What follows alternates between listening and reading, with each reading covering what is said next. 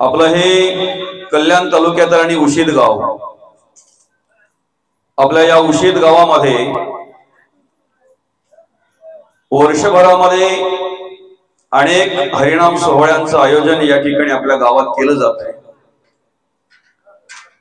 त्यापैकीच एक हरिनाम सोहळा म्हणजेच मार्गशीर्ष विनायक चतुर्थी निमित्त संपन्न होणारा हा अखंड हरिनाम सोहळा, अर्थात हा 3.5 दिवसाचा भव्य दिव्य असा हा हरिनाम सोहळा। विशेष म्हणजे या हरिनाम सोहळ्याला हा 26वा वर्ष, 25 वर्ष पूर्ण झालेला आहे।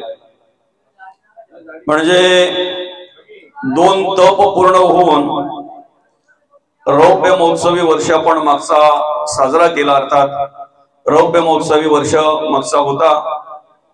आता 3ऱ्या तपाकडे आपण वाटचाल करतोय, अर्थात सुवर्ण महोत्सवाकडे, सुवर्ण महोत्सवी वर्ष आणि त्या वर्षाकडे आपण वाटचाल करतोय। खऱ्या अर्थानं आमचे आजोबा आदरणीय सन्माननीय तीर्थरूप कैलासवासी सखाराम गोमा तारमळे यांच्या संकल्पनेतून हा या ठिकाणी आपण हरिनाम सोहळ्याचं आयोजन केलं। गेली 26 वर्षापूर्वी, 25 वर्षापूर्वी या ठिकाणी एक इवलस रोपटं लावायचं काम त्यांनी केलं। आपल्या या आजूबाजूच्या अनेक घरांना एकत्र करून, अनेक कुटुंबांना एकत्र करून, त्यामध्ये तारमळे परिवार असेल, विशेष करून पितांबरे परिवार असेल, चौधरी परिवार असेल, भोईर परिवार असेल, आदी करून आपण सर्वच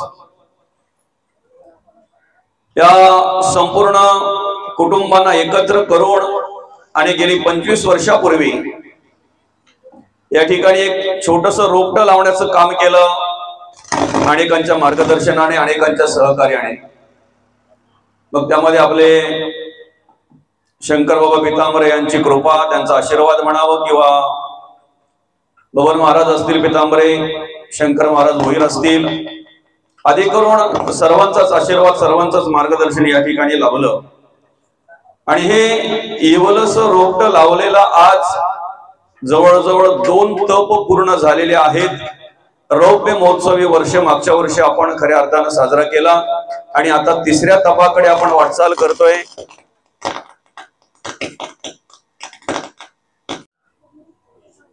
तिसऱ्या तपाकडे आपण वाटचाल करतोय, अर्थात सुवर्ण महोत्सवी वर्षाकडे वाटचाल करतोय। खरं तर या सत्यम मित्र मंडळ आयोजित आणि हा मार्गशीर्ष विनायक चतुर्थी निमित्त संपन्न होणारा हा हरिनाम सोहळा, विशेष म्हणजे या मित्रमंडळाविषयी जर बोलायचं झालं किंवा हरिनाम सोहळ्याचं जे आयोजन करतात त्यांच्याविषयी जर सांगायचं झालं तर आयोजन करणारे या ठिकाणी सगळी तरुण मंडळी आहे।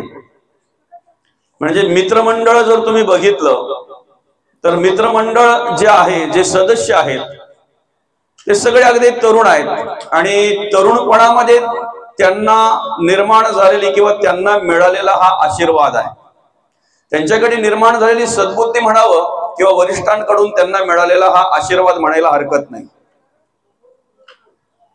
खरं तर मी ज्या ठिकाणी जातो त्या ठिकाणी धर्माविषयी, देवाविषयी बोलत असताना अनेक ठिकाणी एक खंत व्यक्त करायला लागते की आज आपण आध्यात्मिक क्षेत्रामध्ये जर पाहायला गेलं, देव कार्य करणारे, धर्म कार्य करणारी सगळे आपल्यासारखी मंडळी आपल्याला पाहायला मिळते बाबा, बरोबर आहे की नाही? आणि विणेकरी सुद्धा तुम्ही आहेत तोपर्यंत, बरोबर आहे की नाही? ते कोणीतरी सांभाळलं पाहिजे ना, पुढे चालू ठेवलं पाहिजे ना। आणि मग ते तेव्हा चालू राहील ज्या वेळेला तरुण मंडळी धर्म कार्यासाठी, देव कार्यासाठी आकर्षित होईल। तेव्हा तरुण मंडळी ज्या वेळेला आम्हाला देव कार्यामध्ये आणि देश कार्यामध्ये, धर्म कार्यामध्ये सहभागी झालेली दिसेल, त्यावेळेला तुम्हालाही पुढची चिंता राहिलेली नसेल की आम्ही जे सांभाळलंय, आम्ही जे केलंय, आम्ही जे करत आलोय ते पुढे चालेल का, ही चिंता तुम्हाला नसेल। दूर झालेली असेल ती चिंता तुमची.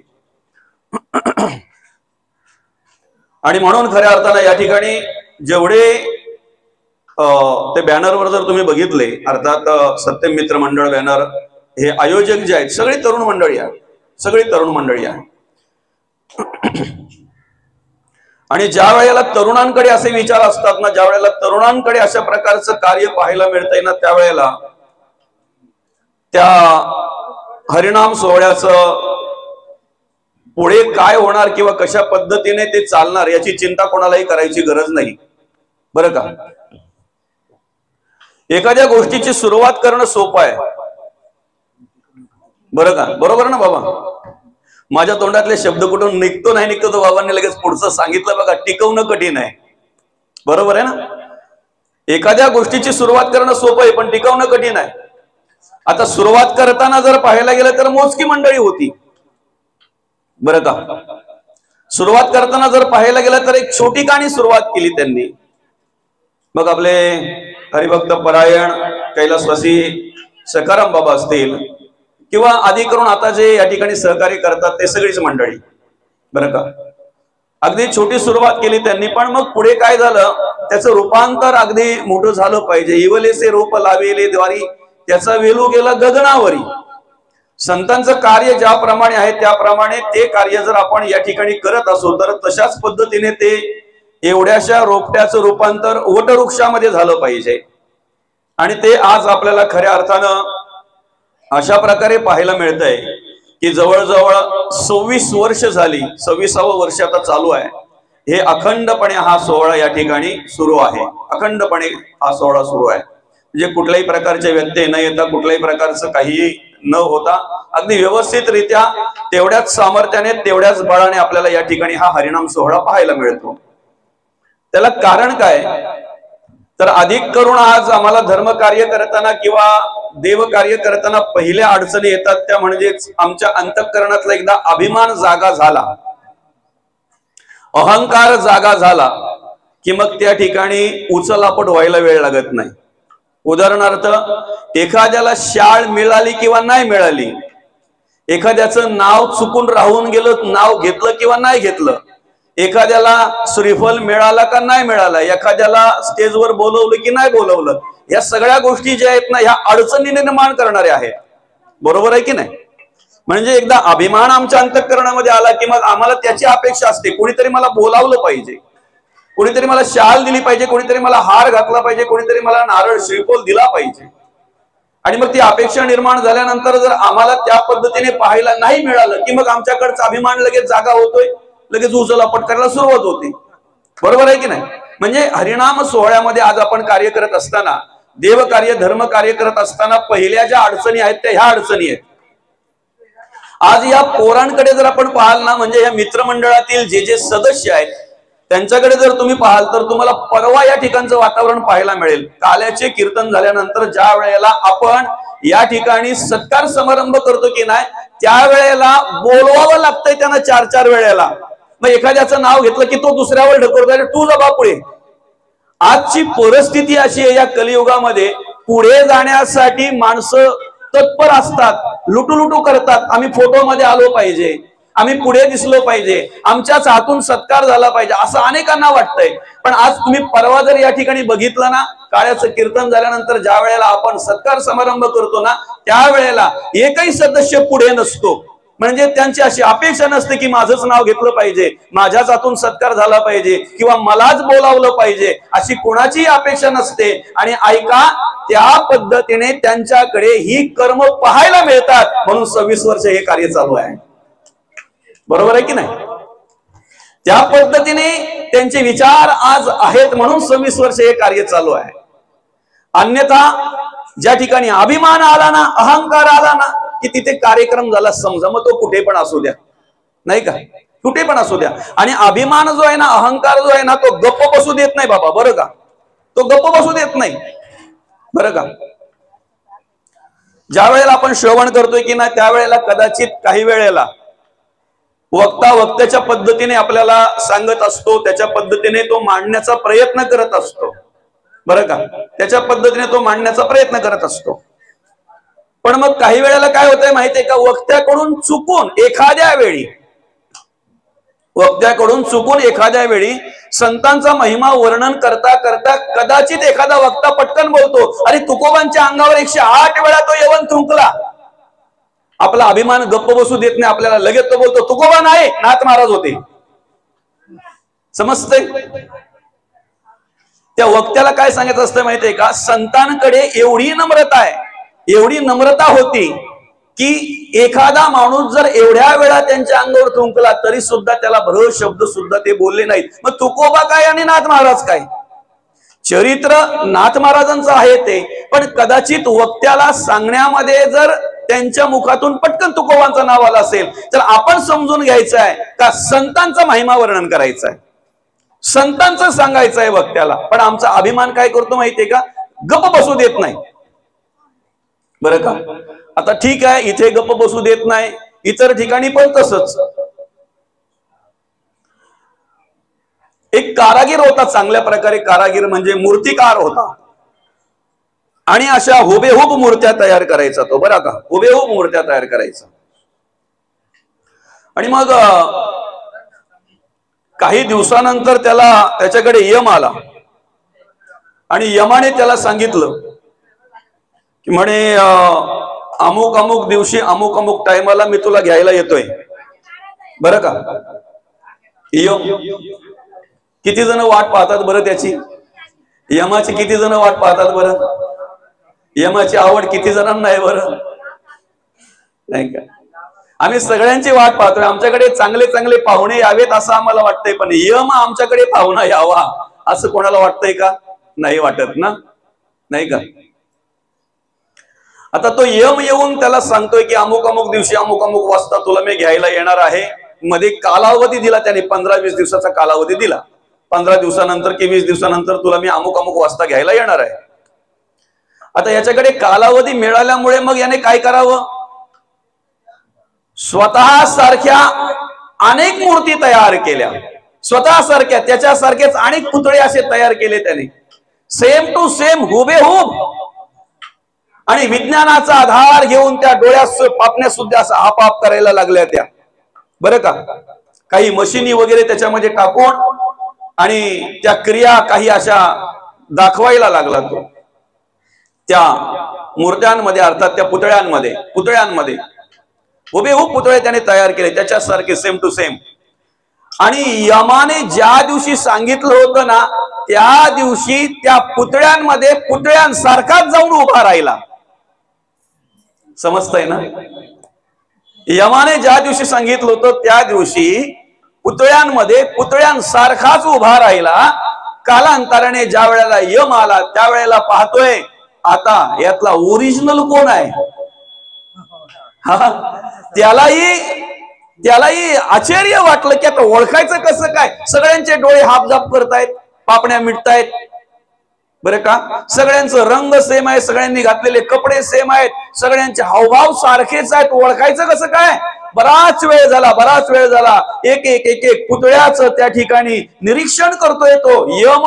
पण तेवढ्यात मग काय झालं माहितीये का, बराच वेळ झाल्यानंतर यमाच्या मनामध्ये एक विचार आला आणि पटकन यम काय बोलला माहितीये का, काय मूर्तिकार आहे की काय मूर्त्या तयार केल्यात हुबेहूब एकदम.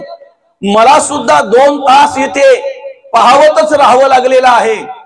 एवढा मूर्तिकार जबरदस्त आहे. पण बोलता बोलता काय बोलला माहितीये का, एवढं सगळं केलंय खरं आहे, पण मूर्तिकाराने मात्र एक मोठी चूक केलेली आहे. काय बोलला तो, एवढं सगळं केलंय बरोबर आहे, पण मूर्तिकाराने एक मोठी चूक केलेली आहे. आणि यमाचं हे बोलणं ऐकल्या बरोबर जो ओरिजिनल होता तो पटकन बोलला, दाखवा एक तरी चूक कुठे आहे. पकडला त्याच्या मानगुटीला आणि सांगितलं हीच चूक सगळ्यात मोठी आहे. अहंकार, हीच चूक सगळ्यात मोठी आहे म्हणे. तू पुतळे तयार केले पण तुझ्या अंतःकरणातला अहंकार घालवला नाहीस ना, अभिमान काढला नाहीस ना, तुझ्या अंतःकरणातला तुझ्या मनातला अहंकार घालवला नाही ना, त्यामुळे पुतळे आता जागेवर राहिले. त्या अहंकाराने तुला गप्प बसू दिलं नाही आणि खऱ्या अर्थानं तुला ओळखू शकलो नव्हतो, पण अहंकारामुळे, तुझ्या अहंकारामुळे मी तुला सहज ओळखू शकलो. समजतंय ना? तो अहंकार माणसाला गप बसू देत नाही. आज जर पाहायला गेलं तर जवळजवळ 26 वर्ष हा कार्यक्रम या ठिकाणी भव्य दिव्य असा सुरू आहे.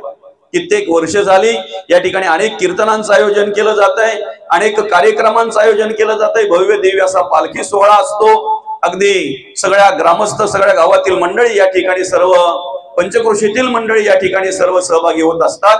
आणि खऱ्या अर्थानं हा एक आनंद, बरं का. आता मी जिथे जिथे जातो ना तिथे तिथे पहिली विचारणा मला ती होती, तुमचा सप्ताह झाला का बरं, तुमचं तर हरिनाम सोहळा झाला का बरं. आनंद वाटतो. खऱ्या अर्थानं ज्या वेळेला आध्यात्मिक विचारांची विचारणा केली जाते ना, आध्यात्मिक कार्याची विचारणा केली जाते ना, त्यावेळेला आम्हालाही अभिमान वाटतो, त्या गोष्टीचा अभिमान वाटतो ना बाबा, नाही का. आणि मग कुठेतरी परिवर्तन व्हावं म्हणून हे कार्यक्रमांचं आयोजन करतो ना आपण, नाही का. का जास्त पैसा झालाय म्हणून कार्यक्रमांचं आयोजन करतो का तो पैसा खर्च झाला पाहिजे म्हणून, नाही ना. परिवर्तन झालं पाहिजे ना, बदल झाला पाहिजे की नाही, बदल झाला पाहिजे की नाही. आज स्वाभिमानात आम्ही सांगतोय, आमच्या गावामध्ये 4-4 वेळा, वर्षभरातून 5-5 वेळा हरिनाम सोहळे आम्ही आयोजित करतो. भव्य दिव्य असे हरिनाम सोहळे आमच्या गावामध्ये होतात. स्वाभिमान आहे त्या गोष्टीचा, स्वाभिमान आहे. पण मग कुठेतरी परिवर्तन दिसलं पाहिजे त्या गोष्टीचा, आपल्याला बदल दिसला पाहिजे, बरं का. मुलगा शाळेत जातोय, बरं का, वर्षानुवर्षे शाळेत जातोय, त्याची इयत्ता जर बदलतच नसेल तर त्या बापाने काय करावं. त्याचा वर्ग जर बदलतच नसेल तर त्या बापाने काय करावं. वर्ग बदलला पाहिजे ना. शाळेत जातो त्याने अभ्यास करून पुढच्या वर्गात गेला पाहिजे ना. ज्या वेळेला विद्यार्थी किंवा तो मुलगा शाळेत गेल्यानंतर अभ्यास करून जेव्हा पुढच्या वर्गात जातो ना, तेव्हा बापालाही शिकवायला आनंद वाटतो. त्याला बापाही बोलतो, बेटा शिक, किती शिकायचंय तुला, किती शिक्षण घ्यायचं तेवढं घे. आनंदात त्याला पुढे पुढे करत असतो तो. पण एकाच वर्गामध्ये जर तो राहत असेल तर आनंद वाटेल का त्या बापाला. तसं आमच्या गावामध्ये अनेक प्रकारचे हरिनाम सोहळे आम्ही आयोजित करत असतो. परिवर्तन झालं पाहिजे आणि ते परिवर्तन सुद्धा बऱ्यापैकी दिसतंय. कारण का माहितीये का, आज कित्येक कलावंत या ठिकाणी आपण या सप्ताहाच्या निमित्तानं, या हरिनाम सोहळ्याच्या निमित्तानं पाहतोय, निर्माण झालेले, तयार झालेले कितीतरी आध्यात्मिक क्षेत्रामध्ये कार्य करणारे कलावंत. आणि आपल्याकडे जी काही चांगले गुण असतात ना, ही आपल्या वरिष्ठांनी दिलेली देणगीच असते, नाही का. आपल्या आई वडिलांनी दिलेली देणगी असते. आता बघा, साधं उदाहरण आहे बघा. व्यसनी मुलं जन्माला घालायला किंवा व्यसनी मुलं तयार करायला, निर्माण करायला आई बापाला काही कष्ट आहेत का. आई बापाला काही कष्ट आहेत. मुलं व्यसनी जन्माला यावीत म्हणून कोणाला काही नवस सायास काही करावं लागलंय का, काही शिकवण द्यावी लागले का, नाही. पण चांगली मुलं घडवावी लागतात, चांगली मुलं घडवावी लागतात. चांगली मुलं घडावी म्हणून त्यासाठी मार्गदर्शन करावं लागतंय, तशी शिकवण द्यावी लागते, बरं का. तसे संस्कार निर्माण करावे लागतात चांगली मुलं घडण्यासाठी, चांगली मुलं निर्माण होण्यासाठी. आज जर पाहायला गेलं तर इथे अनेक तरुण या ठिकाणी या कार्यक्रमामध्ये सहभागी झालेले असतात. मनापासूनच सहकार्य करतात, मनापासून. ज्याच्या वाट्याला जी सेवा येईल ना ती सेवा नम्रपणे करत असतात, बरं का. हे त्यांच्या आई वडिलांनी केलेले संस्कार आहेत. हे आपल्या वरिष्ठांकडून, आपल्या आई वडिलांकडून आपल्याला मिळालेले संस्कार आहेत. हे मार्गदर्शन आहे, मार्गदर्शन आहे, बरोबर आहे की नाही. मग महत्वाचं काय माहितीये का, आपण इथेच नाही थांबलो पाहिजे, आपण इथेच नाही थांबलो पाहिजे. आपण पुढे पुढे सरकलो पाहिजे, आपण पुढे पुढे सरकलो पाहिजे, बरं का. आता तर आनंदच आहे, कारण बघा कित्येक वर्ष, आज बाबांना जाऊन किती वर्ष झाली असतील, आपले सखाराम बाबांना जाऊन कितीतरी वर्ष झाली असतील. त्याच्यानंतर ह्या वरिष्ठांनी, समजा आपले कुंडलिक मामा असतील किंवा आधी करून हे सगळ्याच असतील, सगळ्यांनी सांभाळलंय ते, बरं का. भगवान असतील, रुपेश असेल, अजून सगळे, समजा हे सगळे सदस्य या सप्ताहाचे, या सोहळ्याचे, अर्थात या मंडळाचे सगळे सदस्य आपण समजू की त्यांनी टिकवले, त्यांनी सांभाळले. आनंद आहे.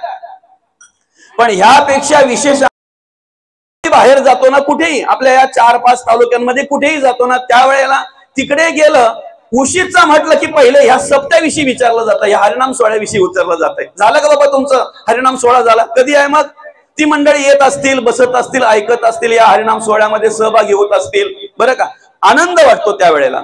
पण काय झालं माहितीये का, एकदा मी दाभाड साईडला गेलो होतो, बरं का, अंबाडीच्या तिकडे गेलो होतो.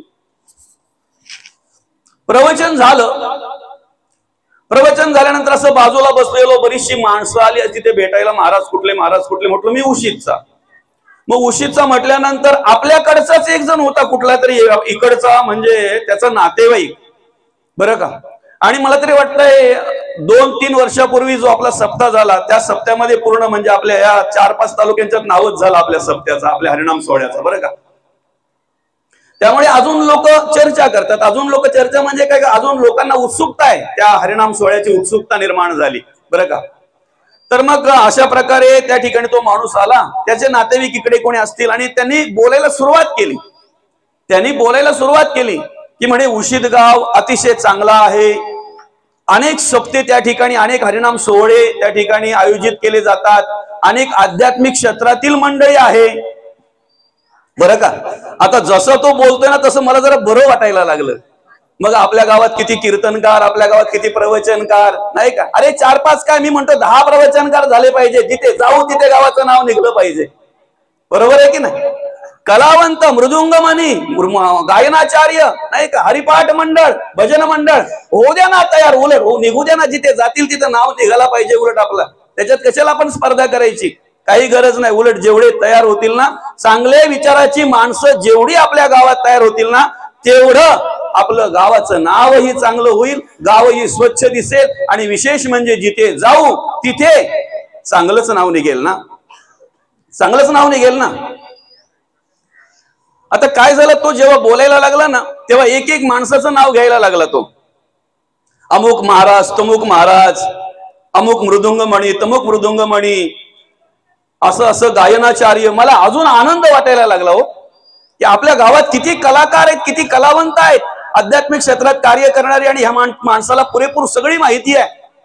मग त्याने आपल्या ह्या हरिनाम सोहळ्याचं सांगितलं, हनुमान जयंतीचं सांगितलं, मधल्या सप्त्याचं सांगितलं, त्याच्यानंतर माघी गणेशोत्सवाचं सांगितलं, त्या सोहळ्याचं सांगितलं, बरं का. असं बरंच तो बोलायला लागला. एवढे सप्ते, एवढे हरिनाम सोहळे त्या ठिकाणी आयोजित केले जातात, असं ते उशीद गाव आहे, अनेक आध्यात्मिक क्षेत्राची माणसं आहेत, माळकरी मंडळी कितीतरी आहेत त्या उशीद गावामध्ये, बरं का.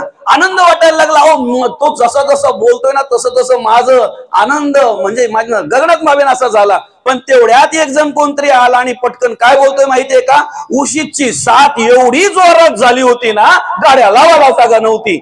म्हटलं आता काढता पाय घ्यावा आपण, बरं का.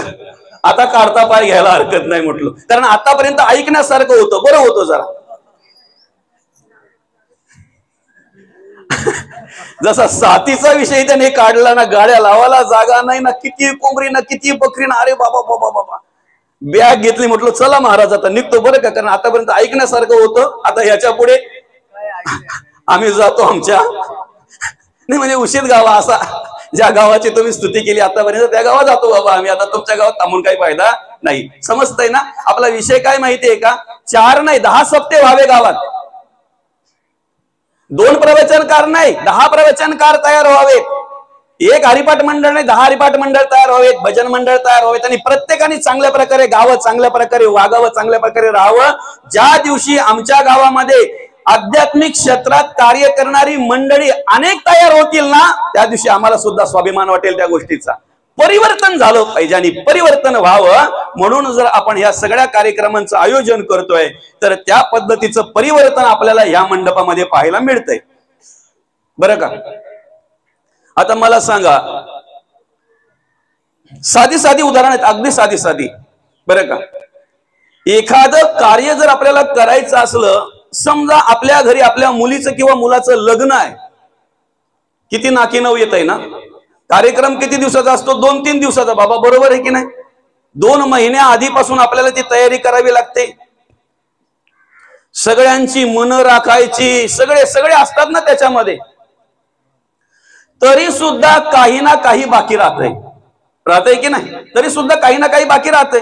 कार्यक्रम 3 दिवसाचाच असतो, पण काही ना काही बाकी राहतंय. 2च दिवसाचा कार्यक्रम असतो. हळदीना लग्न आता तर 1च दिवसावर आलाय, तरीही काही वेळेला, बरं का, 1च दिवसावर आलाय तरीही काही वेळेला अर्धी मंडळी बुकजे जाते. कार्यक्रमाचं नियोजन किती आहे? 1च दिवसाचं आहे, तरीही अर्धी मंडळी बुकजे जाते. त्याला कारण काय माहितीये का? आपल्याकडच्या कार्यक्रमामध्ये नियोजनात आपण कुठेतरी कमी पडतो, कुठेतरी कमी पडतो.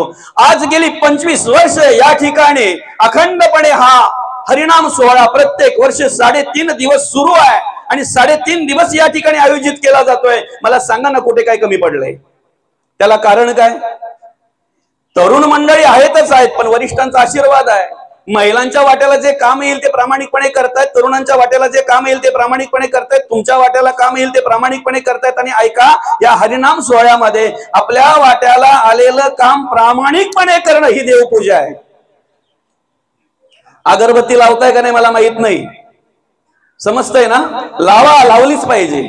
तुम्ही तुपाचा दिवा लावताय की पाम तेलाचा दिवा लावताय त्याच्याशी मला गरज नाही, पण या ठिकाणी देव कार्य घडत असताना, धर्म कार्य घडत असताना आपल्या वाट्याला आलेली सेवा नम्रपणे आपण करतोय की नाही, प्रामाणिकपणे आपण करतोय की नाही, ही खऱ्या अर्थानं आपल्याकडून घडणारी देवपूजा आहे. ही खऱ्या अर्थानं आपल्याकडून घडणारी देवपूजा आहे. बरोबर आहे की नाही? सगळीच फुलं देवाच्या चरणी जातात का? अहो, हळदीना लसूण सोलाला ना कांदा कापाला कोणला पण भेटताय, पण सांगू का तुम्हाला, हरिनाम सोहळ्यामध्ये ती सेवा मिळणं याला पण भाग्य लागतंय. लग्नाला ना, तेलाना ना, वाढदिवसाला भाज्या चिराला कोणालाही मिळतात, पण ऐका, हरिनाम सोहळ्यामध्ये ते कार्य करायला मिळणं यालाही भाग्य लागतंय, यालाही भाग्य लागतंय. दुसरं सांगतो ना तुम्हाला, प्रवचन कीर्तन नेहमीच आपण ऐकत असतो, पण या धर्म मंडपामध्ये येऊन आणि त्या ठिकाणी आपल्याला श्रवण होणं याला सुद्धा भाग्यच लागतंय. आणि ते भाग्य खऱ्या अर्थानं वरिष्ठांच्या कृपेने, आपल्या आई वडिलांच्या आशीर्वादाने आपल्याला प्राप्त होत असतंय. ऐका, सगळीच फुलं देवाच्या चरणी जात नाहीत. गजऱ्याला गेलेली फुलांच्या व कोणाकोणाची नजर असते बरं? गजऱ्याला गेलेल्या फुलांना कोण कोण न्याहाळून पाहतंय बरं? जी लावते तिची नजरच नाही असते का? जिच्या डोक्याला गजरा आहे तिची नजर असते त्या फुलांवर, मग त्या फुलांवर नजर कोणाची? बरं, तो गजरा जर समजा चुकून रस्त्याला पडला तर त्याला कोणी पाया पडतंय का? पाया पडतंय नाही ना. झाडावरून पडलेली फुलं कोणी पाया पडतंय का? आपण सकाळी ज्या वेळेला देवासाठी फुलं काढायला जातो त्यावेळेला झाडावरची फुलं घेतो की खाली पडलेली फुलं घेतो? ताजी टवटवीत फुलं घेतो की नाही? पुढे ऐका ना, जी मैतावर आपण फुलं वाहतोय, जी मैतावर फुलं आपण टाकतोय अंतिम संस्कारासाठी, अंतिम यात्रेमध्ये, ऐका, कित्येकांच्या पायाखाली जातात, ती कित्येकांच्या पायाखाली जातात, पण देवाच्या चरणी वाहिलेलं फुल कोणी पाय देईल? देईल का? निर्माल्य म्हणतात त्याला. काय म्हणतात त्याला? निर्माल्य म्हणतात. अरे मग देवाच्या चरणी वाहिलेलं फूल जर कोणी पायदली तुडवत नाही, आम्ही जर देवाचं कार्य करत असू तर देव आम्हाला सुद्धा सांभाळणार आहे ना, सांभाळणार आहे की नाही? देवाच्या चरणी वाहिलेलं फूल जर एवढं सांभाळलं जातंय, आम्ही जर देवाच्या कार्यासाठी जर खऱ्या अर्थानं झिजलो, आम्ही जर खऱ्या अर्थानं त्या ठिकाणी सेवा केली आमच्या मनापासून, तर आम्हाला सुद्धा देव सांभाळणारच आहे ना, सांभाळणारच आहे की नाही? कितीतरी फळं असतात, कितीतरी फुलं असतात, नाही का? सगळीच फुलं देवाच्या चरणी जातात का बरं? नाही ना. काही फुलं बाबा कुजवली जातात आणि त्याचं काय काय केलं जातंय. जी कुजवली ना ती पण बर्बाद झाली आणि ज्यांच्या घरात गेली त्यांना पण बर्बाद केलं, समजतंय का? जी फुलं कुजवली ना ती तर बर्बादच झाली, पण ज्यांच्या घरात गेली ना ती फुलं कुजून त्यांनाही बर्बाद केलं त्यांनी. देवाच्या चरणी जर राहायचं आहे ना तर त्यासाठी श्रीफळच पाहिजे, नारळ होऊन चालणार नाही. बरोबर आहे ना बाबा? पूर्वजांच्या पुण्यकोटी, पूर्वजांच्या पुण्यकोटी, काहीतरी पुण्यही लागते तेव्हाच तो माणूस परमार्थ करत असतो. वाईट कर्म करायला तुम्हाला पुण्याची गरज नाही, कळतंय का? चुकीची कर्म करायला तुमच्या गाठीला पुण्यच पाहिजे असं काही नाही, पण चांगली कार्य जर करायचं असेल, देवाचं स्तवन जर करायचं असेल, श्रवण जर करायचं असेल, धर्म कार्य जर करायचं असेल तर त्यासाठी आपल्या गाठीला पुण्यच पाहिजे. बरं का, पुण्यातूनच ते कार्य घडतंय, अन्यथा घडत नाही. मग तसंच काहीतरी पुण्य पूर्वजांचं, बरं का.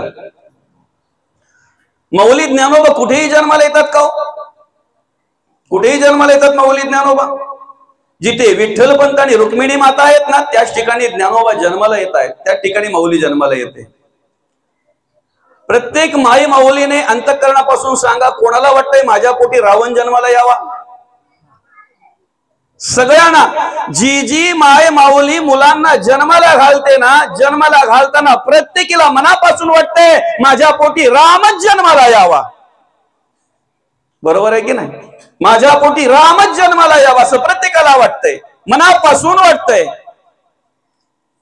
जर माय माऊलीला, जन्मदात्या माय माऊलीला जर प्रत्येकीला वाटतंय माझ्या पोटी रामच जन्माला यावा, तर मग त्याचं रूपांतर रावणामध्ये होतंय का बरं? का होतंय? कशामुळे होतंय?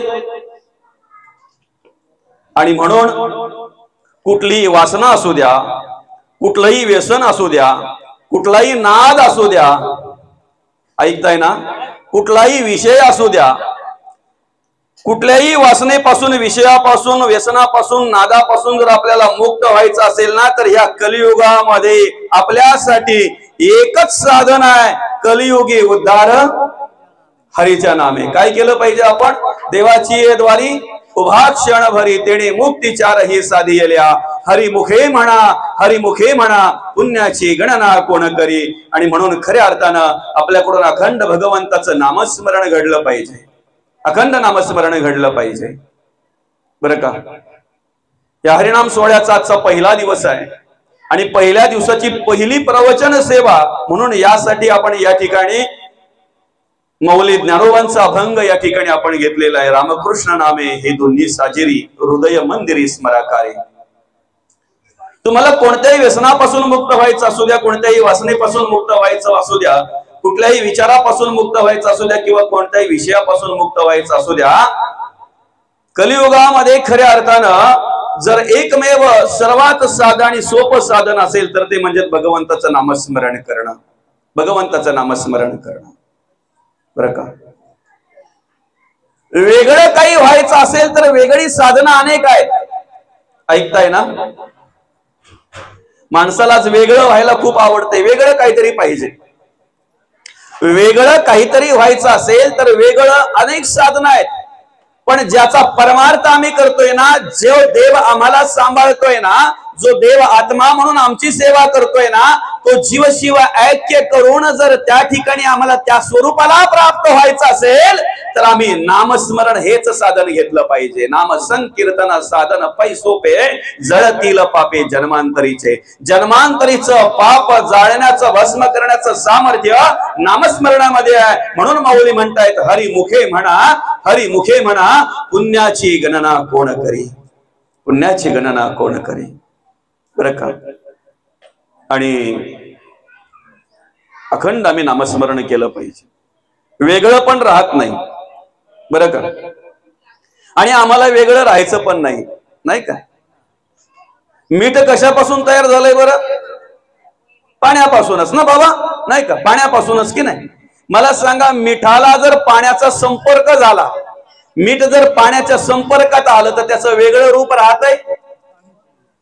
नोहे सारिता निराळे, लवण मेळविता जले. निराळ राहत नाही ना, ते त्याचं वेगळं अस्तित्व उरत नाही ना. तसं आम्ही जर जीव शिव ऐक्य झालं तर आमचं वेगळं अस्तित्व उरेल का? नाही राहणार ना. बघा काय झालं,